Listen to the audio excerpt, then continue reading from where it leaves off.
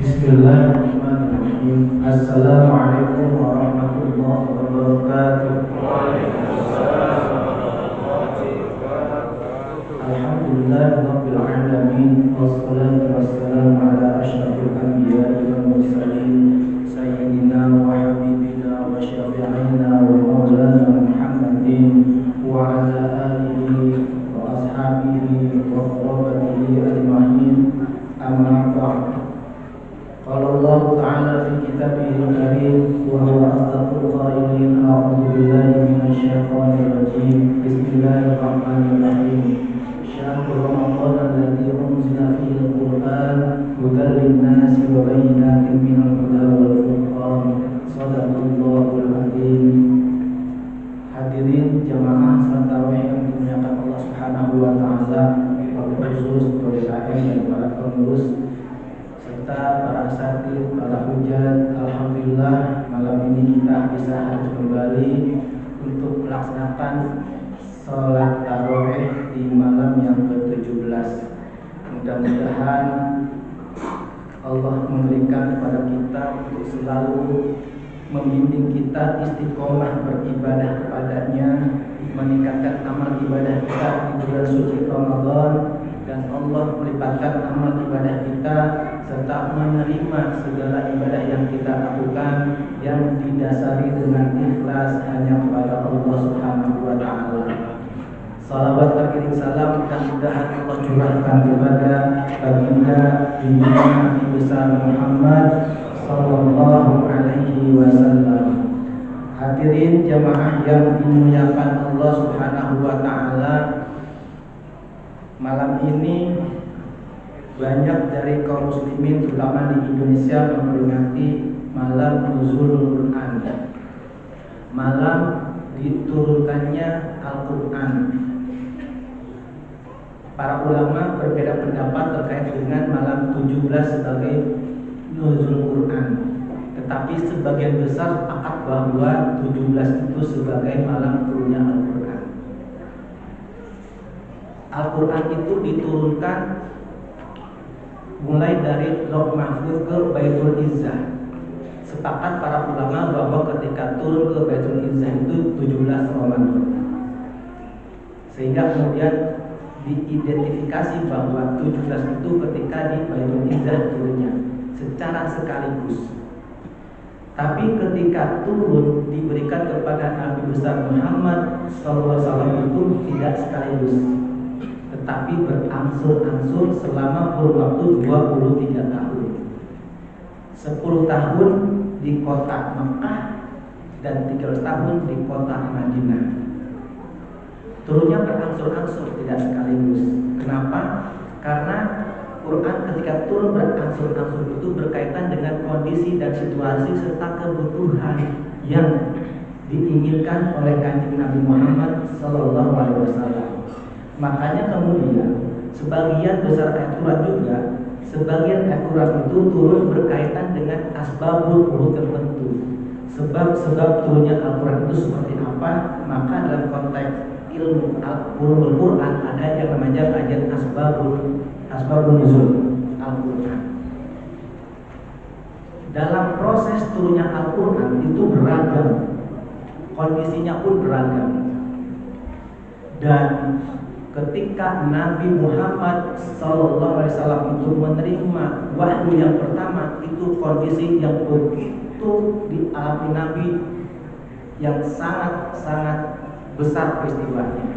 Karena ini kejadian terkaitan dengan kondisi kesiapan Nabi dalam menerima wahyu itu sendiri. Hadirin rahimakumullah, Al-Quran itu kitab istimewa. Makanya kemudian karena saking istimewanya, orang yang membacanya itu dihukumi sebagai ibadah. Tidak ada buku-buku yang lainnya ketika membaca dihukumi sebagai ibadah.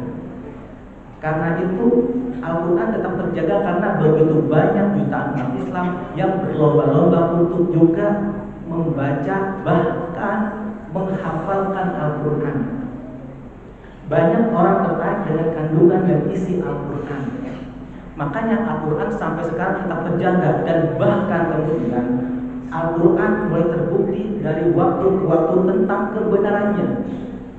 Mungkin bagi umat Islam itu biasa, karena itu adalah bagian dari pedomannya umat Islam. Tetapi di seberang sana banyak orang-orang di luar sana yang notabene bukan kalangan muslim itu terkagum-kagum dengan Al-Quran. Mengapa? Karena sudah banyak hal-hal yang tertera dalam Al-Quran itu mulai mereka rasakan. Mulai mereka menemukan berbagai temuan-temuan yang berkaitan itu ada dalam Al-Quran. Dan itu terbukti dan kemudian membuat mereka takjub tentang Al-Quran. Tapi soal hidayah itu Allah yang mengaturnya. Kalau mereka tertarik dengan Quran tapi kemudian tidak tertarik dengan Islam, itu persoalan hidayah. Sehingga kemudian sampai dengan saat ini Al-Quran itu masih terus dikaji dan dikaji oleh berbagai kalangan. Bukan hanya cara bacanya, tapi juga kemudian isi kandungan yang ada di dalamnya. Para ulama zaman dulu itu bagaimana mereka menuliskan berbagai hal terkait dengan Al-Quran. Bahkan Quran menyatakan sendiri bahwa jikalau ayat Quran itu ditulis, ditafsirkan seluruh isi Al-Quran itu dengan tinta, dan jika dihadirkan tinta itu seluas lautan, dan bahkan jika didatangkan kembali seluas yang sama, maka kandungan Quran itu tidak akan pernah selesai. Bahkan tinta yang menuliskan Al-Quran itu akan kering kerontang karena kandungan yang ada dalam Quran itu tidak akan pernah selesai. Makanya Al-Quran tetap ada sampai dengan sekarang meskipun usianya sudah 14 abad atau hampir 15 abad yang lalu. Qul law kana al-bahru midadan li kalimati rabbi lana fil bahri qabla an tanfada kalimat rabbi walau ji'na mithlihi madada. Itu yang digambarkan Quran, meskipun didatangkan tinta lagi seluas lautan samudra untuk menuliskan Quran, menafsirkan Quran, maka tidak akan pernah selesai. Itulah Quran. Orang banyak membaca, tidak masalah, karena itu perintah untuk membaca. Tapi sebagian banyak juga yang kemudian mengkaji isi kandungan Quran, dan itu tidak pernah kering kerontang tentang isi kajian itu. Kenapa? Karena setiap orang mengkaji Quran akan dapat satu pandangan. Ketika dia baca lagi, dia akan mendapat pandangan yang lainnya. Sehingga pemahaman pengertian tentang Quran itu akan sangat banyak pandangannya. Dan berbagai penafsiran tentang Quran itu akan terjadi sampai dengan nanti, tidak hanya saat ini. Itulah Quran. Maka hadirin sekalian, jika kita mengkaji satu kata saja dengan Quran, itu tidak akan pernah selesai dan akan terus berjalan sampai dengan kiamat. Itulah kemudian Quran tetap tertarik bukan hanya oleh kita, tapi juga untuk orang di luar sana. Hadirin rahimakumullah. Salah satu kajian yang juga perlu kita lihat adalah misalkan Quran itu sebenarnya adalah kita. Quran itu menyatu dengan diri kita. Makanya kemudian Quran itu syifa'ul linnas, obat buat kita, obat buat mereka yang pandai untuk membacanya. Sampai-sampai misalkan begini, dulu itu Kiai Haji Ahmad Dahlan, pendiri Muhammadiyah, ketika tinggal di Kauman, itu selalu menjadi rujukan orang-orang kampung sana untuk meminta ayat yang dibacakan oleh beliau untuk menyembuhkan penyakit masyarakat sana. Dan itu diyakini. Dan ternyata orang sekarang pun sama juga meyakini itu. Karena Quran itu memang syifa'ul linnas, obat. Nah, ini yang kemudian abad sekarang ini diteliti oleh umpamanya peneliti Jepang tentang bagaimana perilaku air ketika disenandungkan kata-kata yang indah dan kata-kata yang buruk. Ternyata 2 gelas air, yang satu disenandungkan kata-kata yang buruk, yang satunya dengan kata-kata yang indah. Gelas yang pertama yang buruk ini ternyata susunan molekulnya itu berantakan, gak jelas. Yang satu disenandungkan, diungkapkan kata-kata yang indah, ternyata susunan molekulnya indah bagaikan kristal. Ternyata air pun berespon ketika misalkan diperlakukan dengan kata-kata yang buruk, yang satu diperlakukan dengan kata yang baik, yang bagus, yang indah, dan ternyata susunannya berbeda. Apalagi jika air itu dilantunkan dengan ayat-ayat Al-Quran, ayat-ayat yang indah, yang punya keajaiban yang luar biasa. Dan itu ternyata tidak heran ketika tadi saya katakan bahwa Ahmad Dahlan kemudian memberikan air dengan hanya ucapan Fatihah, kemudian bisa diyakini sebagai bisa menyembuhkan penyakit orang. Sama halnya dengan kita.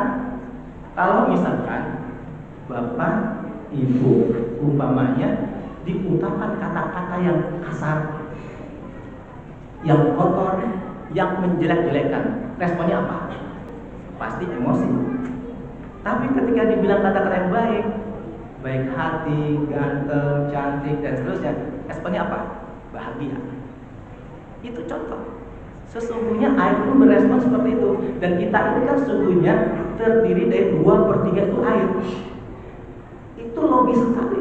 Sehingga kemudian kalau umpamanya air dipercaya sebagai bagian dari untuk bisa menyatu dengan diri kita, itu oke, tidak masalah. Kenapa? Karena tadi air ketika diperlakukan hal yang buruk, dia akan berespon buruk. Ketika diberikan hal yang baik, dia akan berespon baik. Kita sendiri ketika dihina-hina, kita akan emosi marah. Tapi ketika kita diberikan kata yang baik, kita akan berterima kasih. Itu aja. Hadirin rahimakumullah, itu dari sisi bacaan saja tentang Al-Quran. Bagaimana kemudian dia bisa memberikan sebuah syifa'ul linnas buat manusia. Belum lagi hal-hal yang lain. Hadirin rahimakumullah, misal kita ambil satu ayat umpamanya surah Al-Baqarah ayat 155 umpamanya. Walanabluwannakum bisyai'im minal khawfi wal ju' wa naqsim minal amwal wal anfus was thamarat wa basyirus sabirin. Kami pasti akan menguji kamu dengan ketakutan al-khawf wal ju'. Kalau kita ingin, para ulama itu menafsirkan ayat tersebut dengan berbagai macam pandangan. Kita ambil khauf saja misalkan. Allah menguji manusia dengan ketakutan. Allah menguji manusia dengan ketakutan. Itu pasti akan diberikan kepada manusia, siapapun dia. Akan diberikan ujian ketakutan. Rasa takut itu adalah keadaan emosi dasar manusia ketika menghadapi sesuatu yang dia itu merasa terancam akan bahaya dan seterusnya. Itu takut. Makanya kemudian respon ketakutan itu macam-macam manusia. Kita diuji dari awal. Ketika misalkan Bapak, Ibu, kalau dicermati umpamanya bayi itu ketika baru lahir, itu pun sesungguhnya dihinggapi dengan ketakutan. Di situ sudah mulai. Makanya ketika bayi lahir itu dia ketakutan, makanya responnya adalah menangis. Tidak ada bayi tertawa, tapi menangis. Mengapa? Karena dia menghadapi situasi baru setelah dia 9 bulan di alam kandungan. Di situ mulai rasa takut itu muncul dan responnya adalah menangis. Makanya para dokter atau bidan zaman sekarang umpamanya ketika bayi lahir itu langsung digendongkan dengan ibunya, dipeluk dengan pelukan ibunya. Kenapa? Agar ada sandaran sang bayi, ada perlindungan sang bayi, supaya dia merasa ada rasa aman ketika dipelukan dengan sang ibunya itu. Itu di awal kita sudah merasa takut. Di akhir pun kemudian kita merasa takut. Misalkan ketika orang menghadap kematian, itu orang pun takut. Kenapa orang takut? Karena ada sesuatu yang merasa dia belum siap dan belum sanggup untuk menghadapinya. Dia enggan untuk meninggalkan kenyamanan yang selama ini sudah dia terima selama puluhan tahun. Sehingga dia enggak siap dan takut ketika menghadapi kematian. Padahal manusia itu selalu dan sering melatih tentang kematian itu. Tapi kenapa masih ada rasa takut? Hampir tiap hari kita berlatih untuk mati. Tiap malam itu kita berlatih untuk mati. Makanya kemudian doa yang kita panjatkan ketika mau tidur adalah apa? Bismillah Apa? Doa mau tidur? Bismika Allahumma ahya wa bismika amut. Dengan namamu ya Allah, aku latihan mati. Dengan nama ya Allah, aku hidup dan aku mati. Jadi ketika kita mau tidur, bacanya itu tadi. Makanya kalau kita ingin melihat kondisi mati kita, lihat orang tidur, bagaimana lupa wajah dan seterusnya. Itu latihan yang selalu kita lakukan tiap hari. Tapi kenapa kita takut tentang itu?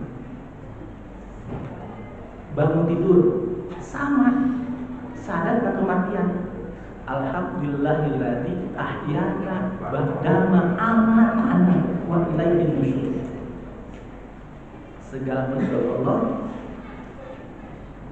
yang telah menghidupkanku setelah mematikanku.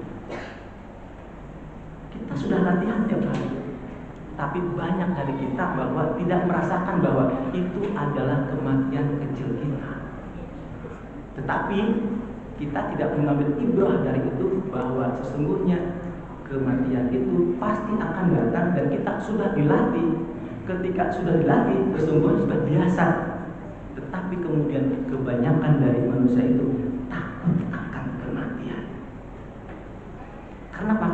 Karena kenyamanannya terganggu. Sama dengan bayi tadi. Bayi tadi nyaman dalam kandungan. Ketika dia harus lahir ke alam yang berbeda dengan sebelumnya, dia kaget dan dia takut. Makanya ketika orang hendak mati juga sama, alam yang akan dihadapinya berbeda dengan alam sebelumnya, sehingga kenyamanannya terganggu. Makanya dia kaget dan takut. Makanya kemudian sering orang ketika menjelang kematian kan ditalkin, mengingat Allah. Artinya apa? Bahwa segala sesuatu yang itu menjadi ujian dari Allah, harusnya manusia itu menyerahkan diri total kepada Allah, yaitu tawakal dengan apa yang Allah berikan kepada kita. Makanya konsepnya alladzina idza asabathum musibah qalu inna lillahi wa inna ilaihi raji'un. Itu konsep tawakal yang sesungguhnya, bahwa kita dari Allah dan kita akan kembali juga kepada Allah.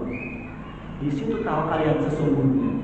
Dan tawakal ini menjadi kunci keberhasilan orang dalam melaksanakan kehidupannya. Tidak dihinggapi dengan rasa sombong. Mungkin Bapak Ibu pernah dengar tentang the power of the pepper. Pernah dengar? The power of the pepper.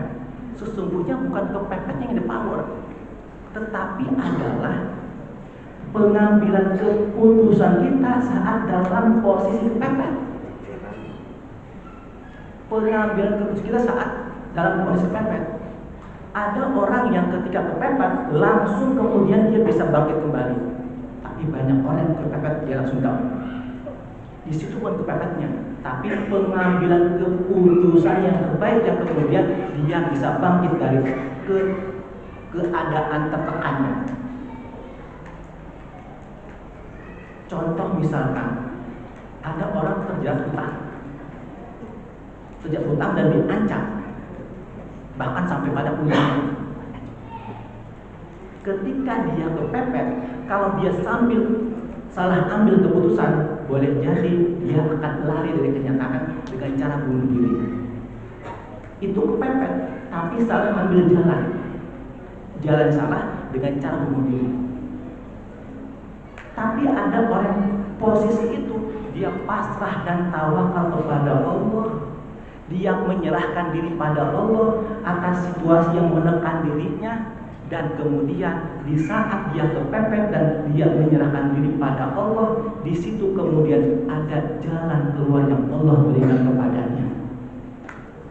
Makanya ketika berdoa, Quran menekankan tentang adanya harapan dan penuh kecemasan kepada Allah terhadap masalah yang dihadapi. Wad'u khaufan wa tama'an, dan berdoalah kepada Allah Subhanahu wa taala dengan harap-harap jelas. Dengan penuh harapan dengan penuh ketakutan, mohon pada Allah, dia berserah dan tawakal pada Allah, dan Allah yang memberikan jalan keluar atas masalah yang dihadapi, Allah akan kabulkan. Makanya orang yang terdolimi, orang yang tertekan, itu doanya dikabulkan oleh Allah Subhanahu wa Ta'ala. Kalau orang yang terdolimi itu akan mudah Allah kabulkan. Nabi Musa ketika diserang oleh Fir'aun dan terpojok di depan lautan, di sana ada pasukan Fir'aun, Nabi Musa berdoa. Umatnya pasrah kepada Nabi Musa, dan Musa berdoa dan Allah kabulkan. Posisinya kepepet. Posisinya kepepet. Siti Hajar ketika anaknya yang masih dalam gendongannya kehausan, kemudian dia mencari air untuk anaknya Ismail yang masih gendongan belum bisa jalan itu, dia berlari kecil yang kemudian kita kenal dengan sa'i dari Sofa ke Marwah. Dia lari dari Sofa ke Marwah, tidak ada air. Balik lagi ke Sofa, tidak ada air. Balik lagi sampai dia melihat sesuatu itu ada air. Fata Morgana, dia kejar lagi, ternyata bukan. Ada Fata Morgana lagi, dia kejar lagi, ternyata bukan. 7 kali bolak-balik tempat yang sama, ada Fata Morgana, ternyata bukan air. Kemudian dia pasrah. Dia pasrah, Ismail berhausan, dia pasrah dengan ya kondisi sudah tua dan capek kelelahan, kemudian dia tawakal pada Allah. Dan ternyata jalan keluar itu Allah berikan, dan Ismail kemudian yang menemukan sumber air yang kemudian kita kenal dengan sumur Zam-Zam. Kepepet itu sesungguhnya kuncinya hanya tawakal pada Allah. Bukan pikiran kita yang mencari keluar, tapi kita mohon pada Allah Subhanahu wa Ta'ala memberikan jalan keluar terbaik atas masalah yang kita hadapi. Karena itu hadirin sekalian, ketika dalam kondisi terdesak seperti itu, wad'uhu khaufan wa tama'an, berdoa pada Allah dengan penuh harapan, dengan penuh ketakutan, dengan penuh kecemasan, harap cemas, dan semuanya diserahkan pada Allah, bertawakal pada Allah. Allah akan memberikan jalan keluar atas yang dihadapi. Hadirin rahimakumullah, mudah-mudahan secerta cerita ini bisa menambah insight dan wawasan buat kita, dan kita semua diberikan taufik hidayah oleh Allah Subhanahu wa Ta'ala. Terima kasih. Wassalamualaikum warahmatullahi wabarakatuh. Waalaikumsalam.